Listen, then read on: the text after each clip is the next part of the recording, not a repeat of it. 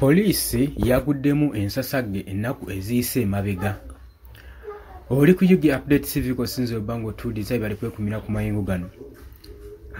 UPDF wamu n'amagye gaayo gagenze ne gasalako Lubowa Police Station era ne gabafuntula emiggo egyasigaddewo ne gikwata ettaka. Wabula bano beekubidde omulanga olw'okulumbaganibwa abasajja ababakubyenga abakuba ekyokuttale n'oluvannyuma egyasigaddewo ne gikwata ettaka. Oli ku UG Updates TV gwatanatweyunga kukkirira wansi waliwo ekigambo subscribe okikooneko ojja kuba ng'osobola bulungi nnyo otwegattako gwe mukwano gwange ali eyampuliriza.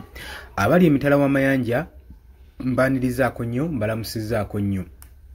Kakati kino ekikolwa ekyataddewo ekikangabwa si ku batuuze bokka ab'oku kitundu kubanga wandirowoozezza nti abatuuze b'oku kitundu bandigumidde ku police stations ekitongole ekikwasaganya ebyokukuuma eddembe n'okutebenkeza emirembe mu area.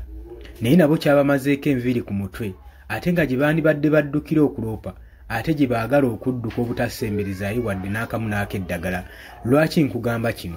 Kubanga bano abakoze obulumbaganyi ku police station tebaayawudde civilian n'aba police officers bonna baba batwaliddemu. Kigambibwa nti UPDF Uganda People's Defence Force abajaasi abadde beekulunguddeko nga baweranga 10 bagenze ne baraidinga ne basalako akatundu akamu e Lubowa. Wabula nga yabadde ng'omukulembeze mu bajaasi bano abakoze obulumbaganyi yabadde ku ddaala lya lutenanti. Kale nno ku lunaku olwokusatu lwabadde olw'eggulo akawungeezi awo nga butandise okuwungeera ng'enjuba egwayo. Ekyabadde ku Lubowa Police Station tekisobola kubanga kinyumizikibwa. Mu Kampala kigambibwa nti nno bano olwatuuse ka police station ne bakasalako ne badisarminga ne babajjako ebyokulwanyisa bonna ba policemen saako ne ba officers abadde in charge kwolwo olunaku. Kigambibwa nga tebannaba kubeera nga babadetaininga basoose kubagalamiza nga babajjeeko ebyokulwanyisa byabwe saako n'abo abatuuze ab'oku kitundu abadde bazze okulipootinga ku misango egy'enjawulo bonna ne babagalamiza ne basooka babawaata emiggo egyasigaddewo ne gikwata ettaka. Wabula tebannyonnyodde ensonga lwaki bano baadde bakubwa emiggo egitagambika. Wabula kyawuliddwako mu ŋŋambo nti OC omu owa Lubowa Police Station yagenze n'apaakinga emmotoka okuliraana ekitongole ekya NSSF. Wano ewavudde kalunyanywera kubanga yapaakinze mu kitongole ekyabaddemu obukessi era bagamba kyekyaviiriddeko okuba nga lutenanti ono alumbagana ka police station kano asooka abawaata emiggo nabo bakitegeere.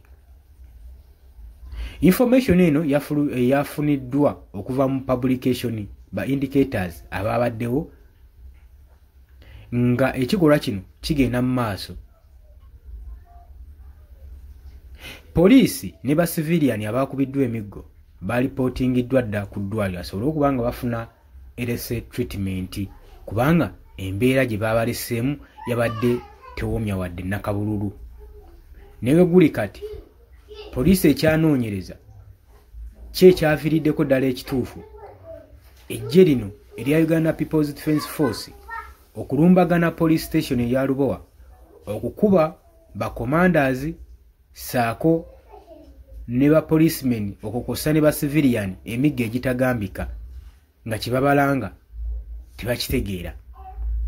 Oli ku UG Update TV wadde osinza obanga otuwuliriza gwatanatweyungako kirira wansi waliwo ekigambo subscribe kikooneko ojja kuba ng'otweyungako ddala bulungi nnyo. Mbagaliza olunaku olulungi abali mu diaspora mu abajja mu comment section ne mu commentinga mbagala nnyo era nga mbebaza ebyensusso.